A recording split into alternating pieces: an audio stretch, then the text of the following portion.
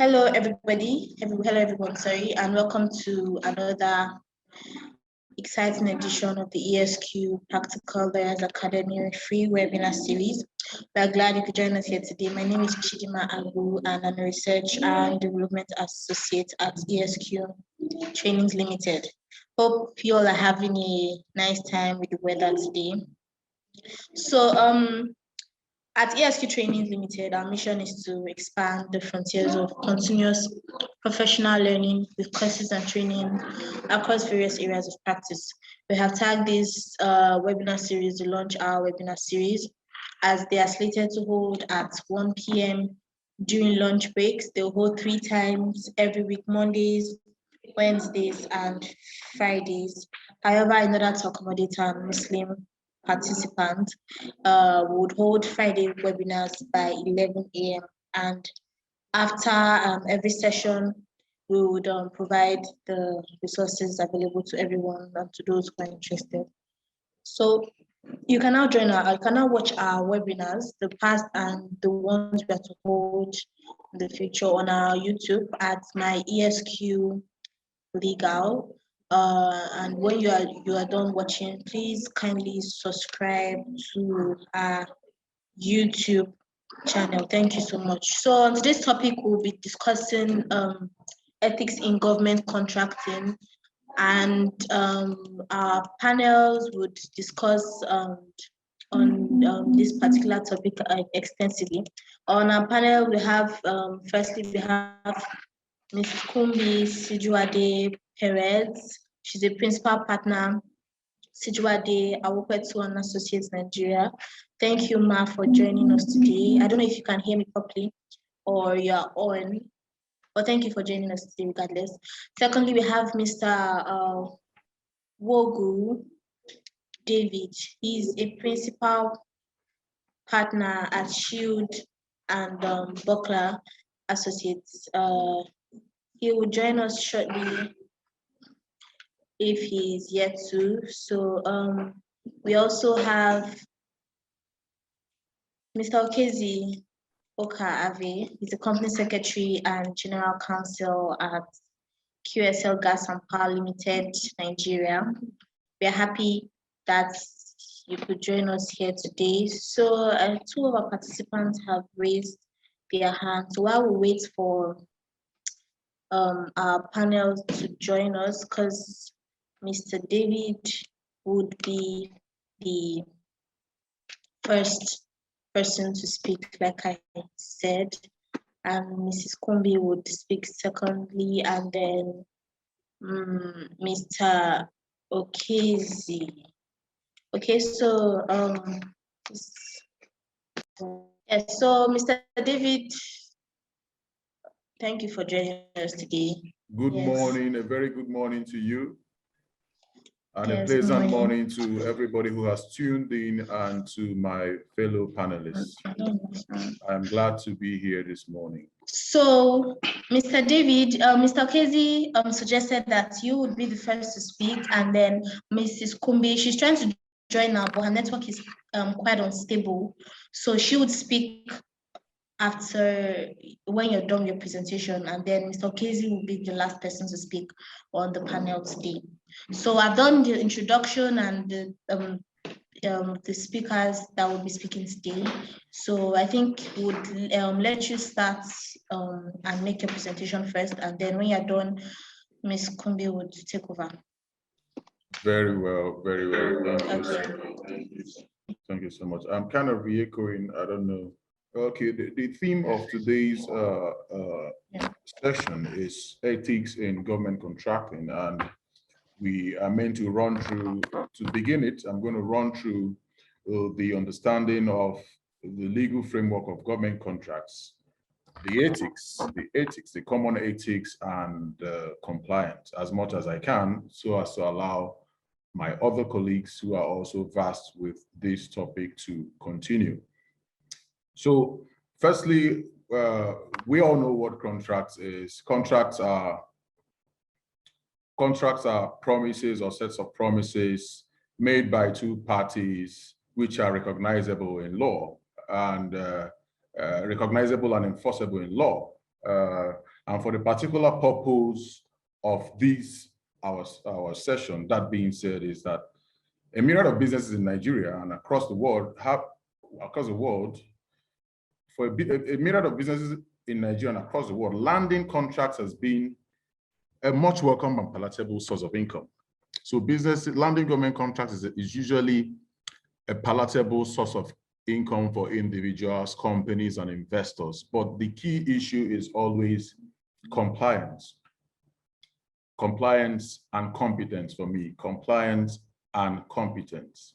How competent is it's a company or a contractor seeking this government contracts in the field and the area which is seeking this contract, and how much of compliance knowledge does he have in entering into these contracts, right? So given the societal expectation of people on the government and time factor associated with tenure of each government, a proposed contractor is expected to be a top professional and have in-depth competence in the area which is seeking to contract. So therefore, whilst entering into a government contract, whether with the local, state, or the federal government, a contractor must first and foremost ensure that its house is in order regarding areas of competence and his capabilities. And I will run us through, because of time, I'll run us through what I term the pillars of ethics that I believe that are core for every contractor, both for the contractor and for the government official. So the contracting ethics I've itemized are understanding your company's areas of competence and capability, then compliance with laid down procedures, authorities, and statutory rules and that of the institutional rules of the government agency where you are seeking the contract. Then you also have to be professional whilst maintaining good relationship with the government agency. A contractor is also to ensure that he doesn't miss a deadline. It's always important that a contract it's time bound, could be time bound. A contract could be specific around time. So missing a deadline could lead to breach with its attendant consequences. So the other point is a contractor must provide a dedicated client relationship manager for a government project. Yeah. And the last but not the least, which will form the bulk of my discussion, will be to desist from kickbacks. Kickbacks is actually is almost like a fun way of saying bribery and corruption, right? So having said that, I will quickly jump to the key areas, the key legal frameworks. The key legal frameworks around government contracting.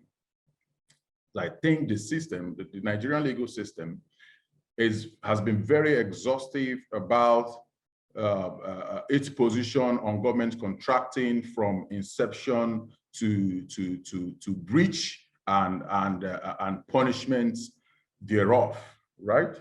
So for the legal framework for these government contracts, given the intricacies and complexities of government contracting, various legislations have been promulgated to regulate government contracting.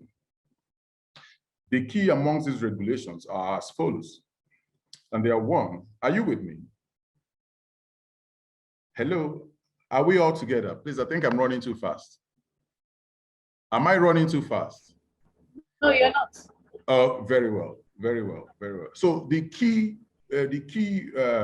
statutory provisions around the legal framework of government contracting are as follows: the Public Procurement Act of 2007, that's the PPA, the Bureau of Public Procurement, as well, which is also an enactment, a subsidiary legislation from the Public Procurement Act, that's the PPA. The National Council on Public Procurement, that's the council. Public procurement regulations for consultant services. The other one is the Public Procurement Regulations for Goods and Works. It was made in 2007, PPRGW. Then the execution order number 1 of 2017 on the promotion of transparency and efficiency. Then again, we have the Fiscal Responsibility Act of 2010. Also, we have the advance fee fraud. Now, these are now the statutory provisions and regulations that will deal with punishments where there are breach with contracting regulations and law with both the contractors and public officers. So there you have the advance fee fraud and other offenses related Act 2006, the Independent Corrupt Practice and other related offenses Act of 2000, the Code of Conduct for Public Officers as contained in the 1999 Constitution, the 5th schedule to the 1999 Constitution of the Federal Republic of Nigeria, the Public Complaints Commission, and the Freedom of Information Act. We also have the Criminal Code. Remember, we are speaking to the punishment sections now, the codings, the statutory provisions that has punishment sections for offenders of possible government contracts, right? Or public officers who do not work in line with the provisions of the regulations around public contracting. So the criminal code, which is the provision for criminal laws for the southern states, then the penal code, which is the provision for that of the northern states, both of 2004. We also have contemporarily, we also have the international conventions. That's the United Nations International Convention Against Corruption. It was signed and ratified by Nigeria in December 9, 2003, and ratified on the 14th of December 2004. We also have the last but not the least is the African Union Anti-Corruption Convention signed in 12th of December 2003 and ratified on the 26th of September 2006. So these rules, particularly, I will just mention the provision of the PPA regarding this government contract. The PPA is a regulation that covers all procurements of goods, works, and services, right, undertaken by the government and all procurement entities, and all entities outside the foregoing description, all entities outside the description that derives aid funds from the 35% of the appropriated or proposed to be appropriated funds of the Consolidated Revenue Fund. So, I mean, the PPA, the BPA are the regulatory frameworks around government contracting. They are in charge of the biddings, publications from inception until the end, while we now have the other punishment sections which I have mentioned. I don't know if I still have time within my 15 minutes. Hello? Am I still in order? Do I continue within my 15 minutes? Hello? Yes, you can. Yes, okay, you can. Okay. So before I leave my other colleagues, because it's a topic that we have panelists who are to deal with them serially, I would quickly mention that our legislation, the legal framework around this public procurement and government contracting are quite robust. For me, what the issue is how efficient, how do we follow these laws? How do we ensure that these laws are not just these legislations are not just documentations that are just existing? How do we ensure that these enactments are made enforceable against corporates and offenders? That is the issue. There are myriad of laws, there are myriad of punishment section. Even the system has the backing of the courts, right? In enforcing and enforcement of the laws around government contracting. What is key for us, and what is key for us is a calling on the system, on the government, to ensure prosecution, and also to ensure that their policies are made, and these policies that are made, which I have also mentioned that already we have robust policies existing around the system. that the system, the MDAs are sensitized, are sensitized and duly informed, and perhaps more seminars are to be held around these provisions of the laws to ensure compliance. So on this note, I will be leaving the other panelists to take over from where I have stopped. I'll be open to questions and answer when the time arises. Thank you.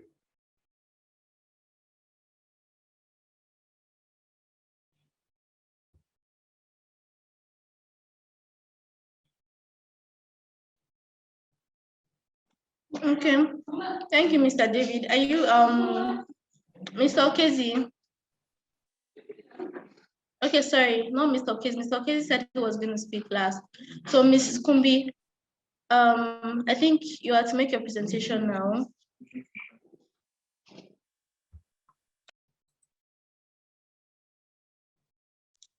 You're muted, ma. Okay. Good morning, everybody. Good morning. Good morning. Can you hear me now? Good morning. Can you hear me? Yes, I can hear Yes, you, yes, Mr. Kumbi.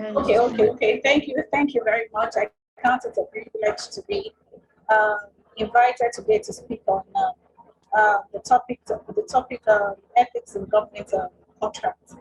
I have my slide here. I'd like to share my slides.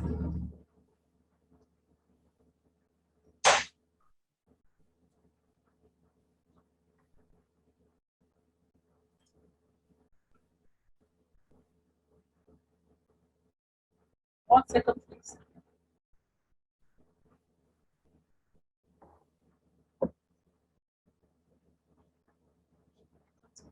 I think I'll make the slide available shortly after the presentation. Okay, so ethics in government contracts. The World Bank country procurement. I'm sorry, once again, let me just get around to this.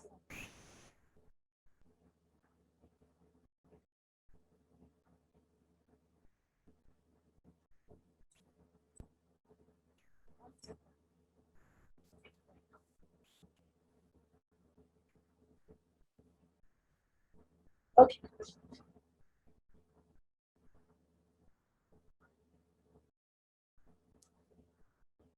Okay, so public procurement constitutes a larger proportion of total annual government expenditure in developed nations, and much more in developing societies where governments are expected to use the public procurement system as a tool for socio-economic transformation. It is said that the greatest amount of financial corruption resides in national procurement systems. Generally, it is said that as much as 20 to 60% of public spending on procurement is lost due to leakages and malpractices in developing countries. And Nigeria is not an exception.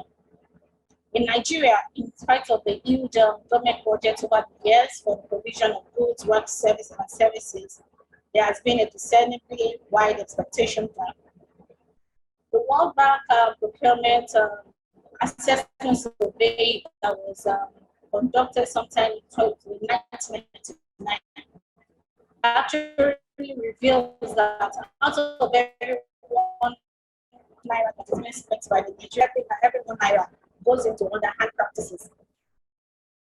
And it was estimated that an average of about $10 billion was being lost annually due to weak public procurement procedures, which encourage corrupt practices such as fraudulent practices in the award and execution of public contracts through inflation of contract costs, lack of procurement plans, poor project prioritization, poor budgeting processes, lack of competition and value for money, and other kinds of manipulation of the procurement and contracts award processes.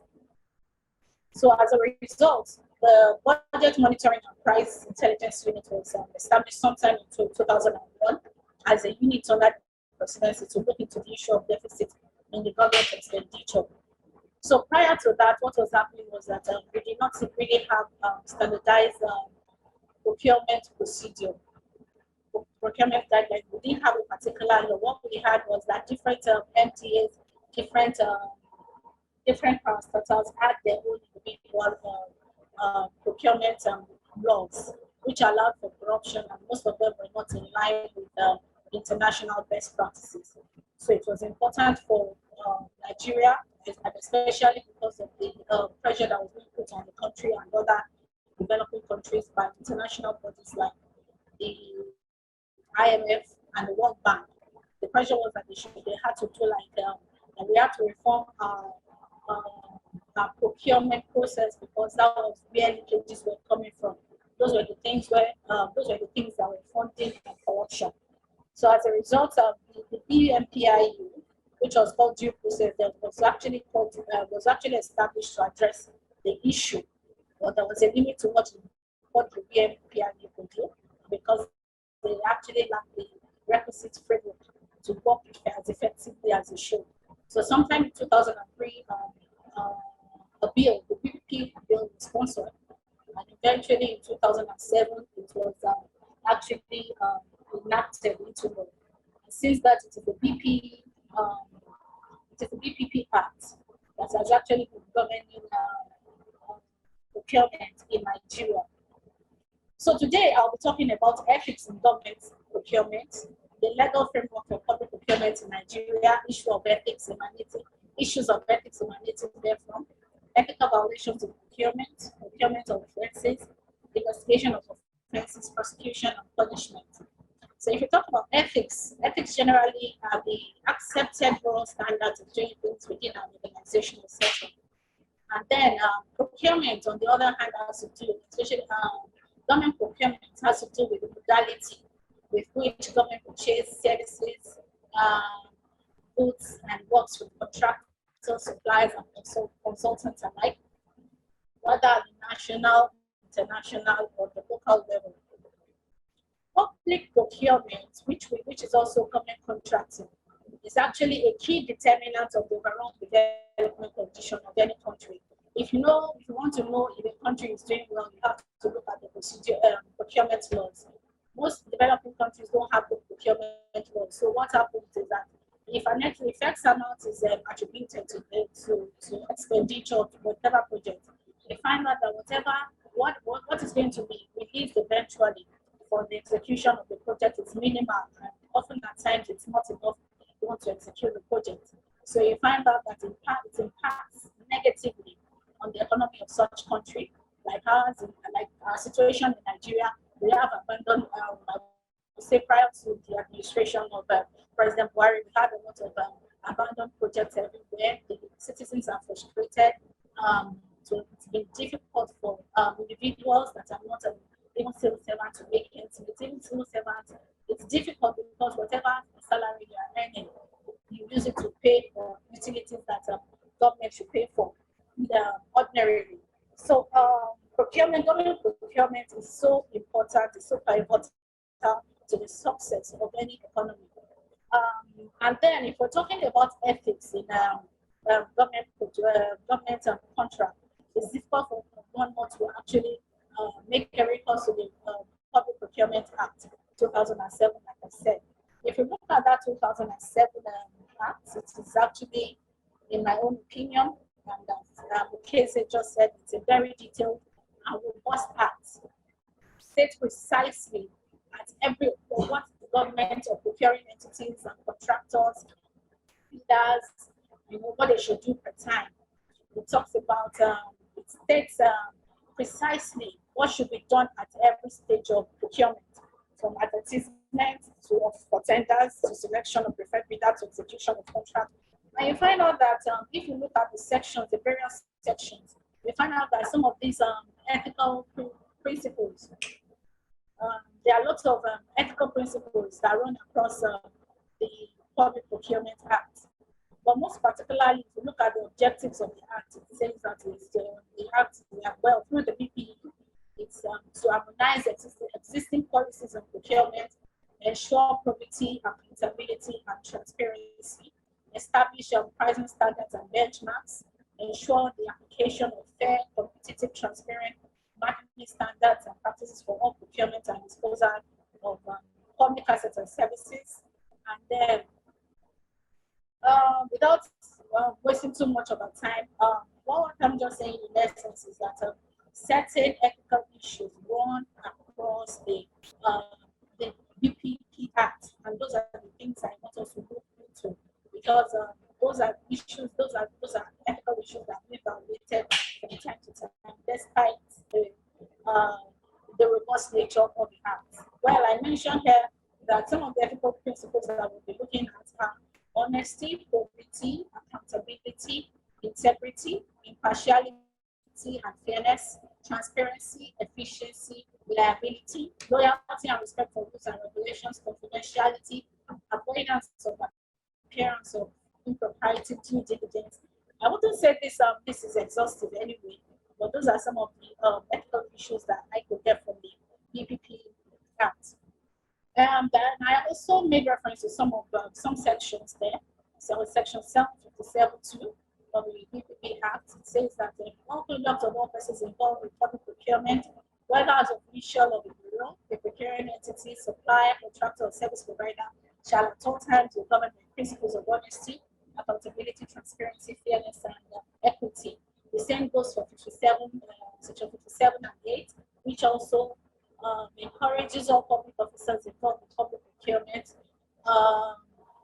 to, in their relationship with persons, real or corporate, who seek government commerce, that is bidders, suppliers, contractors, or service providers, that they have to develop traits of transparent, they need to be transparent, they need to be honest and conduct their relationships in a professional way, without wanting to bore you with a lot of too many of these sections. I would also like to make reference to, okay, like if you look at section 16 that talks about the qualification of contractors and bidders, it states, for instance, what the bidder, the criteria, and that is it is actually open, everybody knows, and that's one of the good things. That's one of the good things about having the BPP Act. Everybody knows what the law is and what they need to do per time. So, for instance, anybody that is bidding in Nigeria, they are expected to have the professional and technical qualification to carry out particular procurement. They are supposed to have the demonstrate financial capability. They are supposed to show that they have equipment and other relevant infrastructure to carry out the whatever project they are bidding for. That they should be expected to have adequate personnel to perform the obligations of the procurement contract. They're supposed to have better capacity. They are not supposed to be in receivership, insolvency, or bankruptcy. They are not supposed to be in any bankruptcy proceedings whatsoever. And then, of course, they should fulfill the obligations to pay taxes, pensions, and social security contributions. Those are some of the requirements. And then they are not supposed. They're supposed to also post an affidavit disclosing whether or not any officer of the relevant committees of the procurement entity of the bureau is a former present director, just to show that there is no conflict of interest. And then I also make reference to the section that talks about disqualification of contractors for non-compliance, and that is the good thing about having the BPP and BPP Act, or like before, where people were given contract, they awarded contracts based on their relationship with various heads of MDAs, politicians, or even the contact at the presidency. So they could be disqualified if they do not meet up with certain criteria that I mentioned earlier, or where it has been found that they are trying to bribe any official of the procuring entity. And it's also detailed, if we were to go through all the issues of ethics going in that act, we will not, I won't be able to make the point as early as I want to. So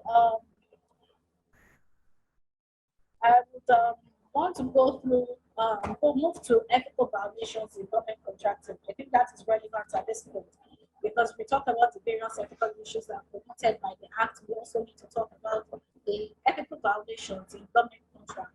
So I listed some that are very popular that we all know. We have the issue of bribery, we have lobbying, we have collusion between stakeholders, heads of ministries and parastatals, sometimes the contractors, other times with politicians who have an interest or vested interest in certain projects that are being about to be awarded. We have undue and unwarranted contract extension due to contractors' inability to complete a project, either as a result of mismanagement of funds or because there has been a large portion of it has been used to bribe the stakeholders. Sometimes, and then of course we have the issue of shoddy job. The job that is delivered is quite different from what was actually projected for. We have lack of professional and technical qualification. A lot of people bidding, a lot of contractors bidding for works are not actually they are not qualified for the jobs they actually bid for. Sometimes they don't even have companies, they don't have the required technical know-how, they don't even have tax clearance certificates, but then they go and shop for a company, an existing company that they can use, even when, especially when the company is not interested in such projects. And of course, those kind of contractors, they are given the opportunity to, I mean, in some cases, they're just awarded the contract. And then when it comes to execution, getting professionals to actually execute, it becomes a problem. We have a legal agreement between tenders also resulting in similarly competitive bid. In some cases where there's direct bidding, you find out that there's really nothing like the bid because the other companies that are brought in are not actually there to actually bid per se, but they are there to be a distraction because if they're working to a particular threshold, they can get tenders that are not really serious or intending tenders. They will just bring about 3 or 4 people to bid higher, way higher than the threshold. Some people to bid lower than the threshold, so that a particular chosen contractor that has been earmarked for the award is actually given. We have hidden fees and commissions, which are usually done given to protect the interest of politicians and then of course sometimes the procuring entities or a lot of times the procuring entities. We have a lack of experience and capacity, which is also related to the lack of the technical know-how that I mentioned earlier. We have a conflict of interest, interest of the public, of the stakeholders, politicians, and all. It's usually very different from that of the public.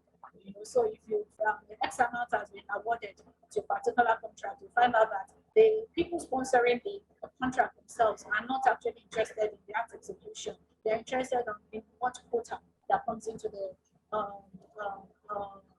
pocket. So these are some of the ethical issues that we have in government contracts in Nigeria. We have abandonment of projects, that I already mentioned.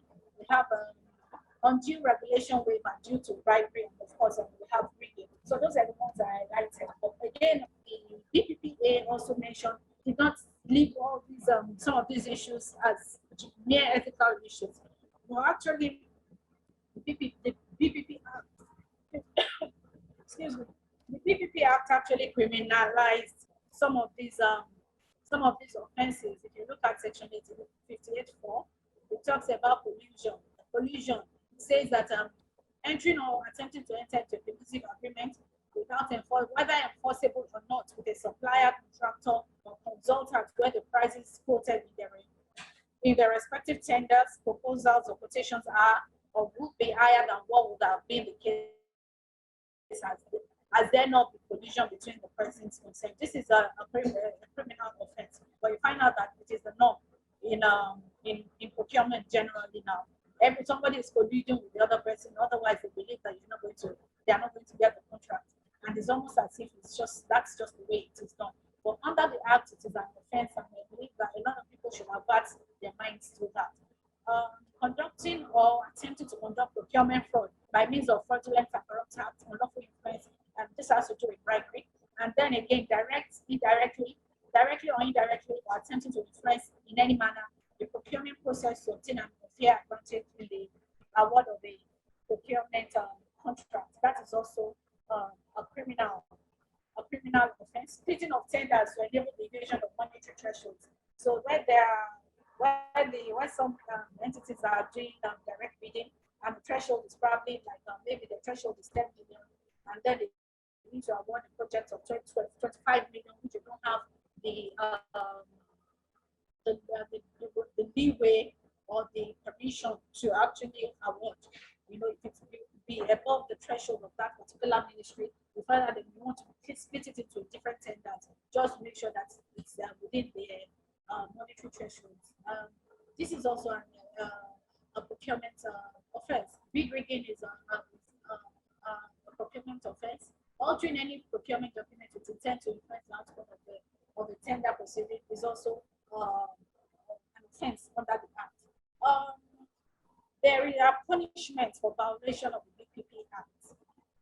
There are punishments, just that a lot of times we don't see, the members of the public, we don't see that aspect of justice being done. But then I wouldn't say that it is not done at all, but it is not in our faces.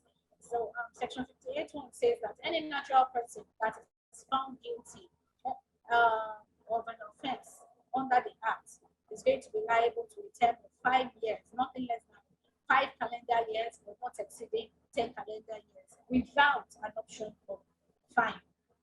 58.5 talks about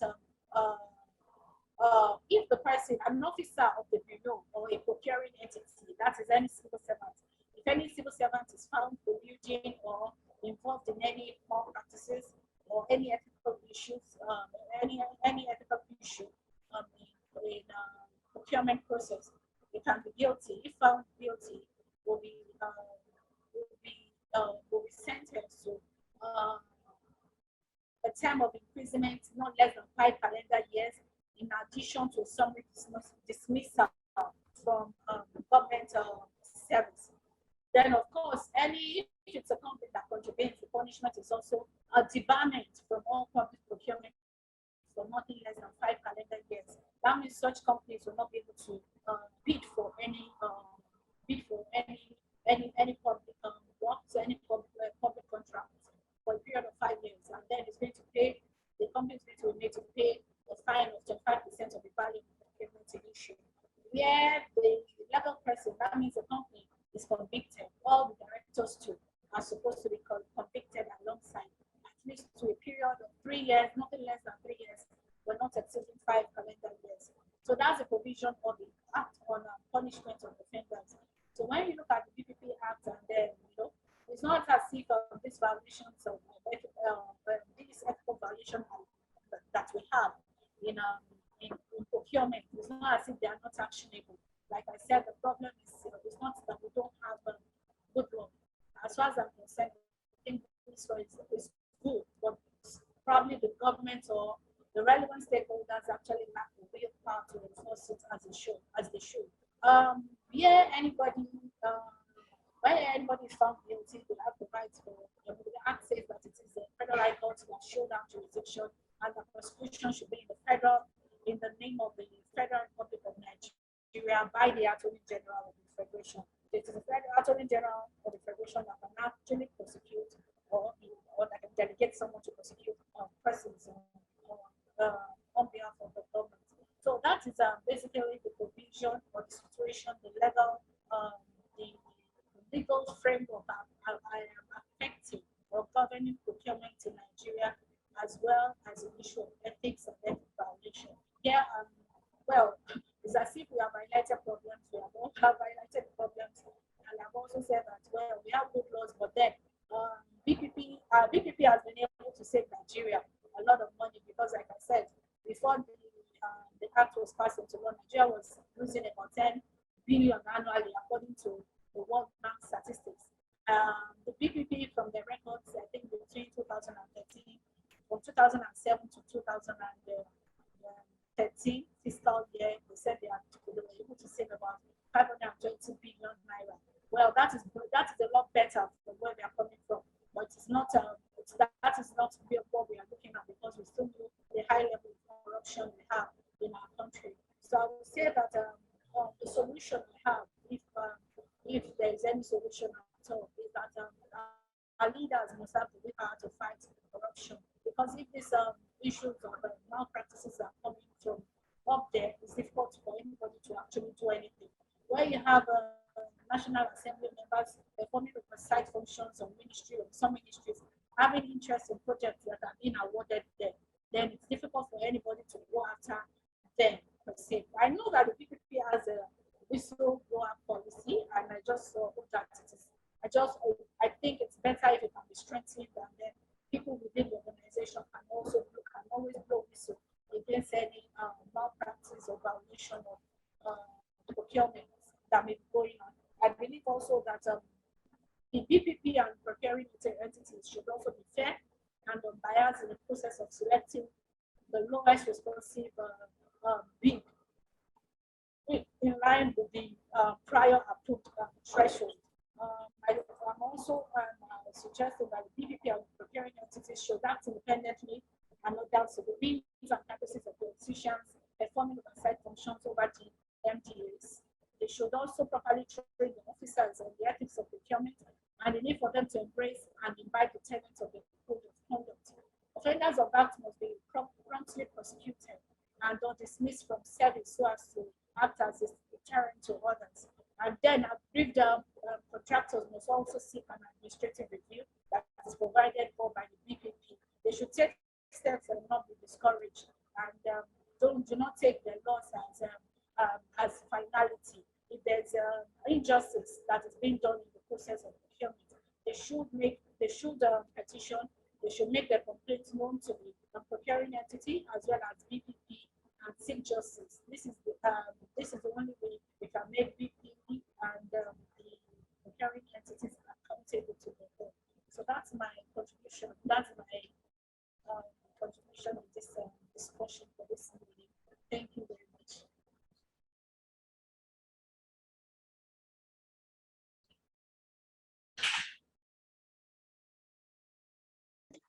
Thank you, Mrs. Kumbi, for the extensive presentation. Mr. Okezi, so now you really have to say something. In my mind, I'm asking myself, how do I follow that? Because you have covered A to Z. Exactly. You've done a really, really great job. Yes, you have. Extensive research. Good job, good job. And David too, good job as well. My name is Okezi Okabai. I work with QSL Gas and Power. I'm General Counsel, Company Secretary. I'm wondering, how do I follow up Kumbi? It's going to be difficult, but I'll do my best. I guess what I can speak to is my experience, because before I joined QSL,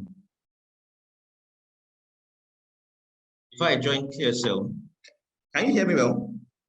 Yes, we can. Okay, before I joined QSL, I was with Nigerian Gas Company and Nigerian Gas Marketing Company. These are wholly owned subsidiaries of NNPC. And during my time with them, I believe that I've gathered some experience, some insights into their tendering process, because they have an extensive tendering process, which for obvious reasons has to be as transparent as possible.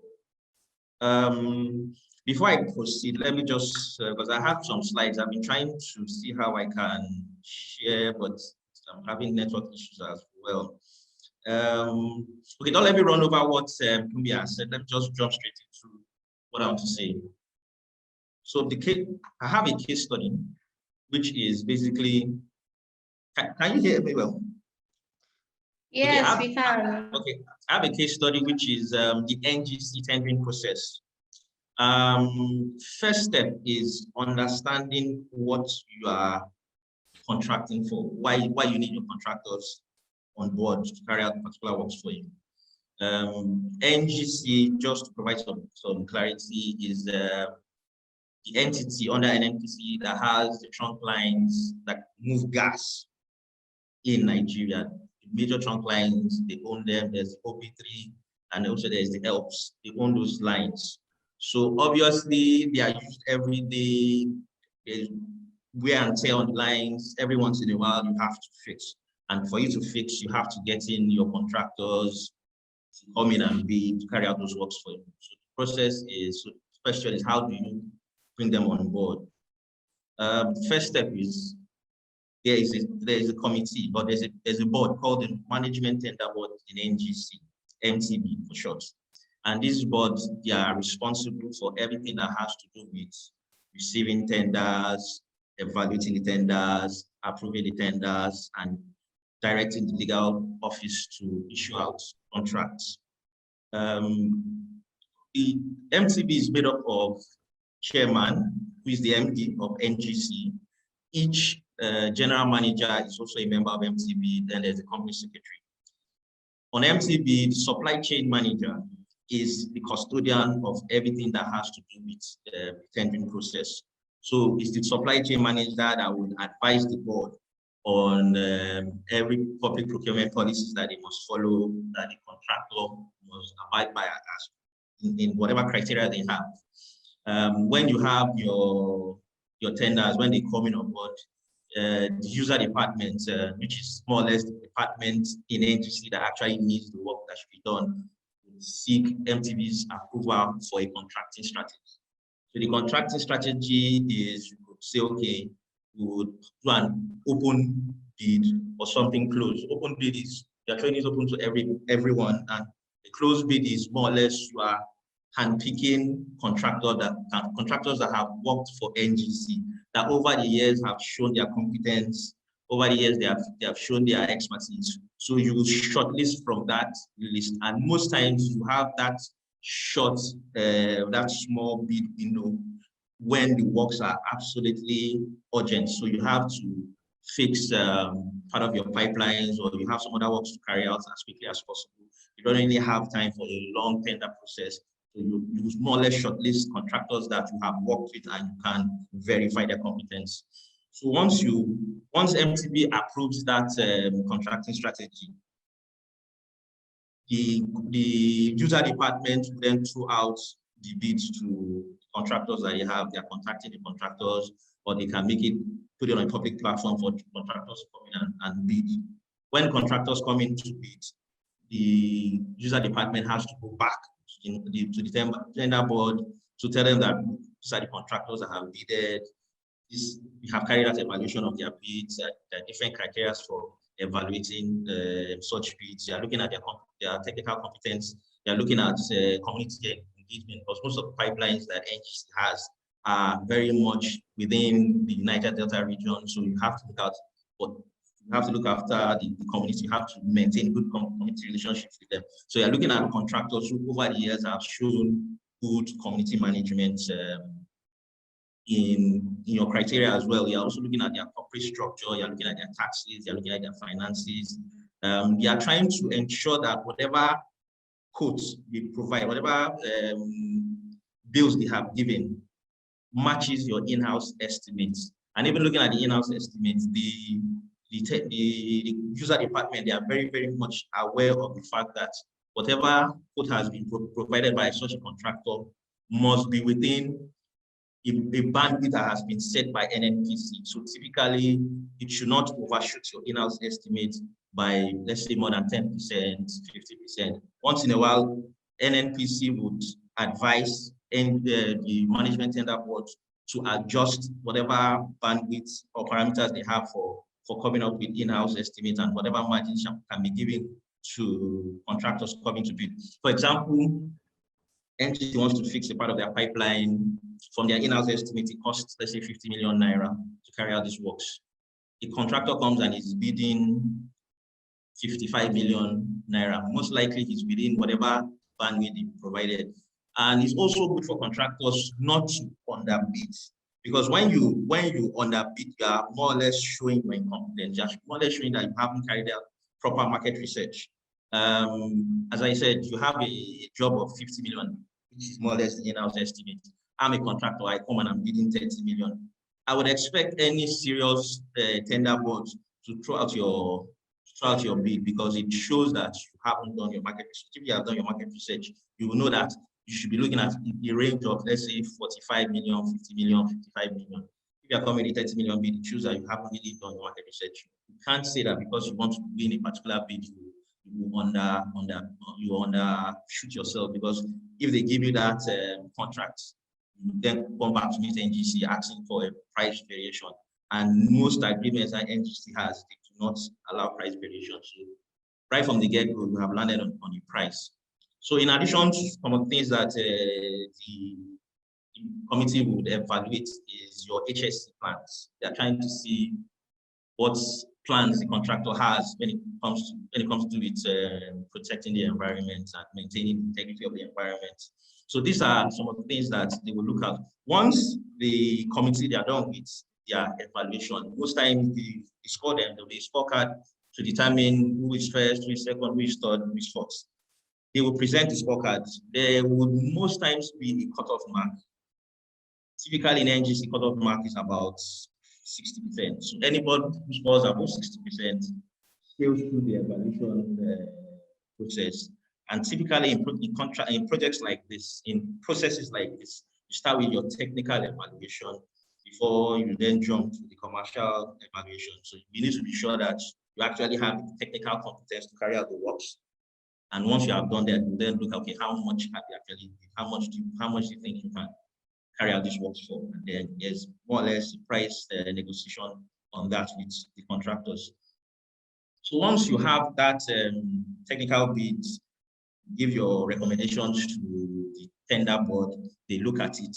And in all cases, not most cases, in all cases, the MTB would also carry out a second level evaluation. So when they sit down to have a meeting and they are going over the report, more or less the evaluation report from the committee, they would ask questions. Whoever is defending that report would have to stand and answer questions.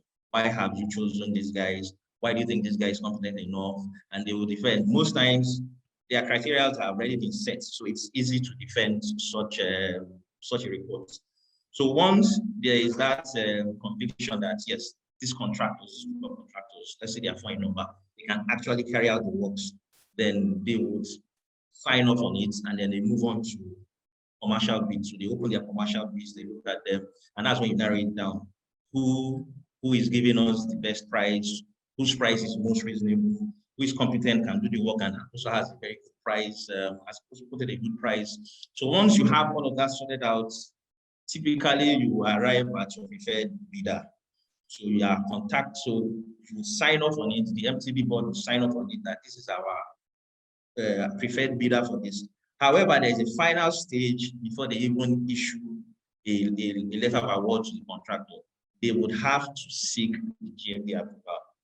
GMD and from NMPC, they have to seek his approval. So there's a GMD sign-off that would come from the GMD's office, and that sign-off more or less ratifies the approval process that's been done by the MTB. Once MTB gets that GMD sign-off, the next step is to contact the legal department for them to issue contracts. And obviously, it's key because we as lawyers, we should realize that it is key for lawyers while drafting their agreements to have at their hand a copy of the approval that comes from whichever board is in charge of approving such bids.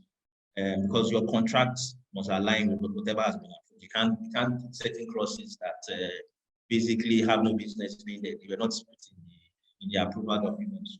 So it's good for lawyers to have that at the back of their minds. Typically, in contracts that NGC or NGMC would sign with contractors or any other third party, it's always advisable. While I was there, it was always ensured that we had a robust business conduct and ethics provisions in the contract. Every contract, whether it's a contract where one of our subsidiaries, NGMC, is selling gas, or NGC itself is transporting gas, we always have to put it there.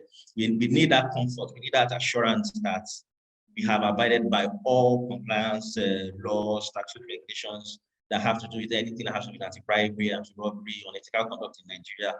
They are also asserting that the contractor will comply with all industry standards in his works, all industry policies, whether it's HSC, whether it's a local content issue. The contractor needs to sign off that he's going to be compliant with that. And also in that provision, you are being very, very expressive when you are stating that any sign of money exchanging hands, any take back, any gift, any bribery is obviously not encouraged in any way, shape, or form, especially when such is going to a government official. And on the other hand, again, you're also looking at the fact that any kind of government official trying to benefit off the relationship with the third party. For example, the government official is trying to have a side business or a side agreement with the third party. It's very much frowned upon. So you have all that, and then also in addition to that, you are having your whistleblowing provisions in your agreements. It's always good to have good corporate governance practices, whether you are a private company or you're a government entity. As long as you have an image to uphold, it's always good to abide by good corporate governance practices. And there's something called a sovereign immunity, which NGMC has in some of their agreements. Just to provide some clarity to that, sovereign immunity basically states that the government will not. So if in the case where a government official has been found to do certain things that that connotes, or let's say the company itself, the government company itself has been found to do certain things that connotes corruption, bribery, or anything like that, then they will not be immune from being sued by the third party, private company. You understand? Because most likely, if that happens in my contract, then there's a question about how I even got the contract. If I'm a contractor, and then it's found that there's some funny rumor going up and down that my company was involved in bribing a Nigerian entity on certain things. It's bad for my image. It's bad for my image.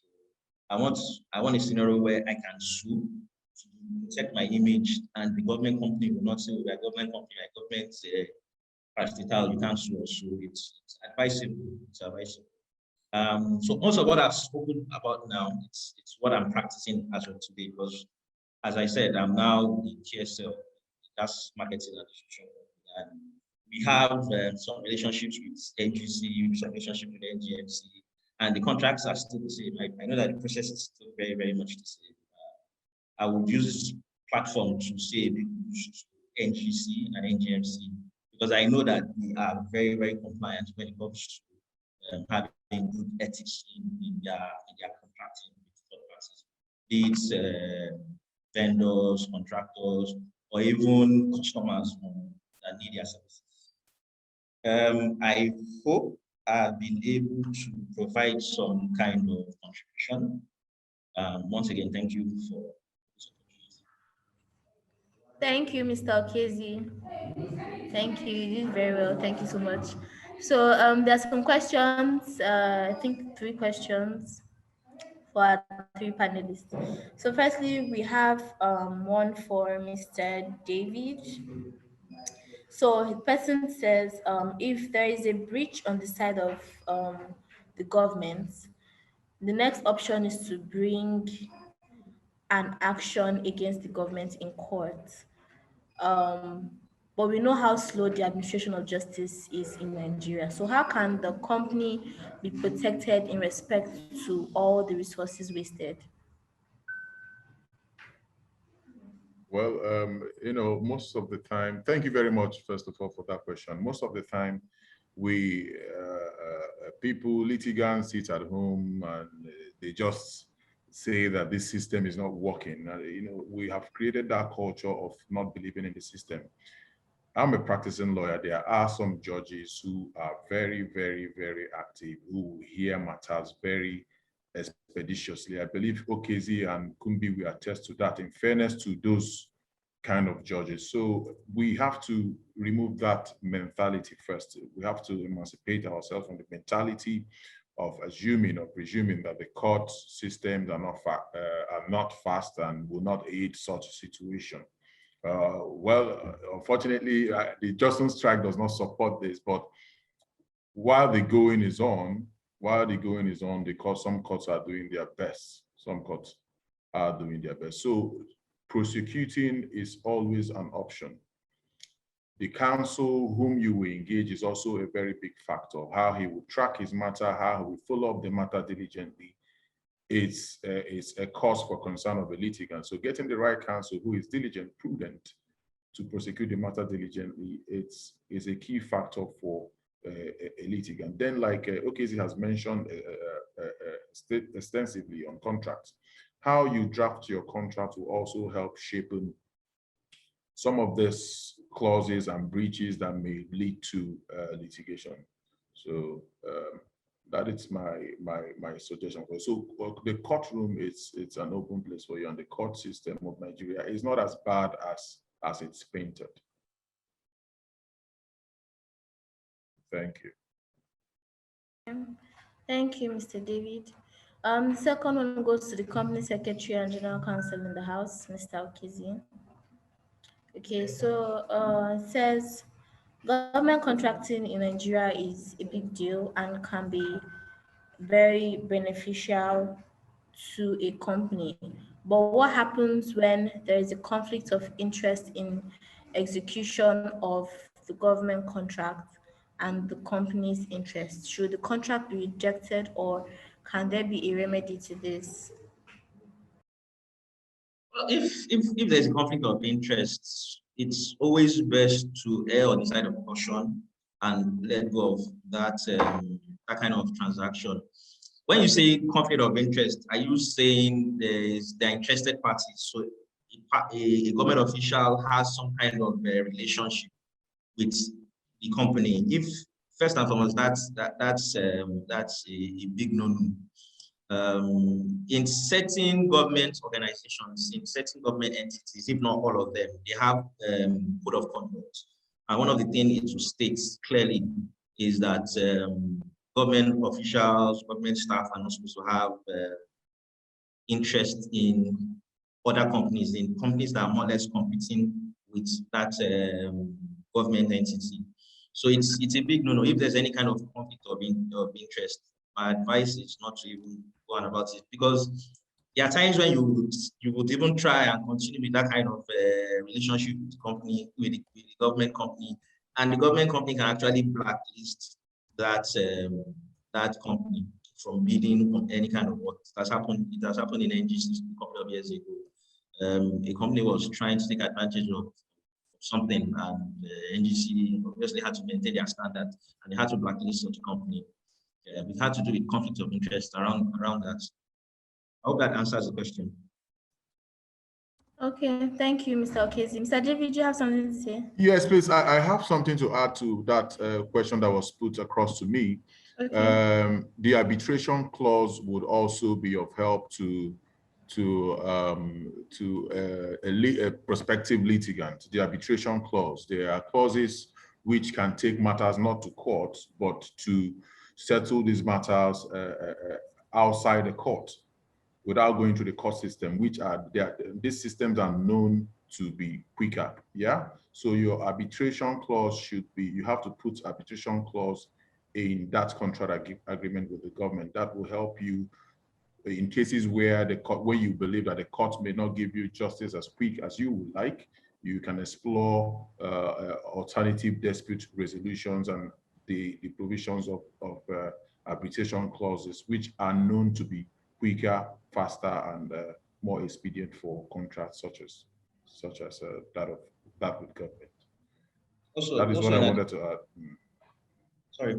Also, in addition, it's good to have your contracts expert determination, where you have experts that will come in, and if there's a dispute or there's an issue between the parties, you have an expert who has experience in whatever industry, whatever field. He will be able to step in, and then based on his own experience, look at the two sides, probably hear from them, and then advise them. This comes in when you are still trying to maintain your relationship with government company, and also carry out some of the activities, or more or less carry out some of your obligations while you are having that back and forth with government companies. So yeah, in addition to arbitration, it's also good to have expert determination.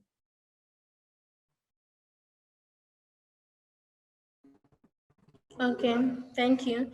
So the strict rule of sending of gifts to government worker as a sign of bribe or gratitude.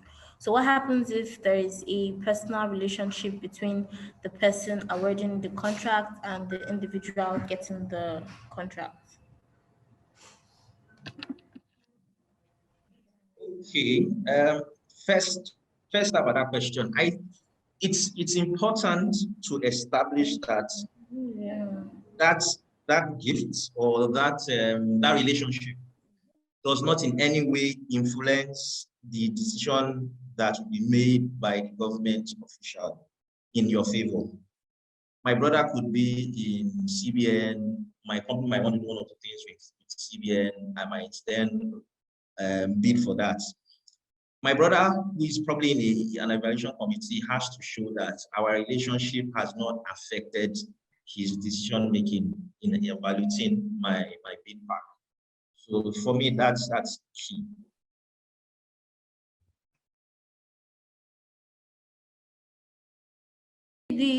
The question was for Mrs. Kumbi.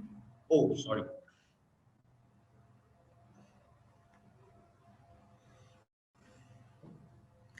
You're muted. I said, if I must answer that question sincerely, the answer the person asking the question will not be a very favorable one. The issue is that, okay, if I to follow the law as it is, if you have a relative or you are close to somebody and then you are sitting over anything affecting that person, there's already a conflict of interest. So you should not preside over it at all. You should remove yourself. You should declare that there is a conflict of interest. I am connected to this person in this way or manner. So it shouldn't be. But then again, if you're giving gifts and then, well, I think that answers it. That just answers it. If you're giving, you shouldn't be giving your brother a gift. If your brother is in a parastatal where he's sitting over maybe a bid or maybe an award, or you're bidding for a contract under him, then there's already a conflict of interest. It is not given in good faith. It will not be deemed as being given in good faith. It's not good smart. It's not as if you're going reserving his birthday. Once it is your brother, it should actually withdraw himself from that committee sitting over such a program. Okay, thank you, Ma. Thank you. So with this, we've come to the end of our webinar today. Thank you to our panelists for this very intensive session, irrespective of the weather. And I'm sure most people just want to be in their beds or just relaxing, but you still showed up today at the webinar. Thank you so much. Thank you, Mr. David, for joining us today. Thank you, Mrs. Kumbi. Thank you, Mr. Okezi. Yes, and thank you also to our attendees for joining us today. Thank you to our sponsors, Alex, GLS and Co, Great Chapel, Bloomfield Law Practice, and Advocate Law Practice for making this webinar possible today. Our next webinar will be on Monday by 1 p.m. and we're going to be talking about depression as an occupational hazard for lawyers. So please tune in by 1 with the webinar. Sorry, I didn't hear that. The topic would be depression, an occupational hazard amongst lawyers. Oppression. Yes, depression. Depression, okay. Yes, okay. Yes, a lot of young lawyers are depressed. So we want to handle that topic intensively on Monday. Paid into depression. So join us on Monday. Terrible. And like I said earlier, please subscribe to our YouTube channel to watch our past webinars and more webinars to come at My ESQ Legal. Thank you everyone for joining us today. Thank you very much, Chidima. We appreciate very much. it. Thanks, David. Thanks, Kumbi. Thank you, Kumbi. Thanks, Kumbi. Thank you. Appreciate you. Have a good day. Yes. Bye. Bye.